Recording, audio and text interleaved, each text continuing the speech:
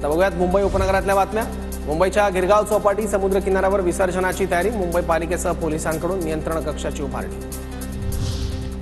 महापालिका कर्मचाऱ्यांना 20% दिवाळी बोनस देण्याची मागणी। विधानसभेच्या निवडणुकीची आचारसंहिता लागण्यापूर्वीच बोनस जाहीर करण्याची कामगार संघटनांची मागणी। अंधेरी जोगेश्वरीत 18 तास पाणी पुरवठा बंद राहणार। येत्या गुरुवारी आणि शुक्रवारी पाणी जपून वापरण्याचं आवाहन।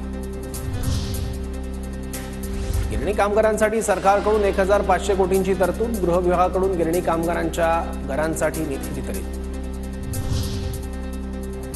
गणेश विसर्जन मिरवणुकीमुळे गुरुवारी मध्यरात्रीपर्यंत मुंबई, ठाणे आणि नवी मुंबई शहरात अवजड वाहनांना बंदी। अत्यावश्यक सेवेतील वाहनांना शहरात प्रवेश देण्यात येणार। वाशीतील एपीएमसी बाजारात पालेभाज्यांची आवक घटली, त्यामुळे भाज्यांच्या दरात मोठी वाढ। पितृपक्ष पंधरवड्यात भाज्यांना अधिक मागणी असल्यानं मेथी, शेपू आणि कोथिंबीरचे दर कडाडले। वाशीतील एपीएमसी बाजारात वधारलेल्या कांद्याच्या किमतीत दिवसेंदिवस वाढ। प्रति किलो 35 ते 40 रुपयांवरील कांदा 45 ते 50 रुपयांनी वधारला।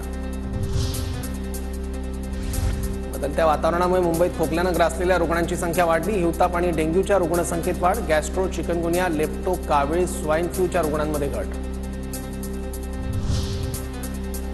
बायकाळ्यातील राणीची बाग बुधवारी सुरू तर गुरुवारी राहणार बंद। जाहीर करण्यात आलेल्या सुट्ट्यांमुळे बदल।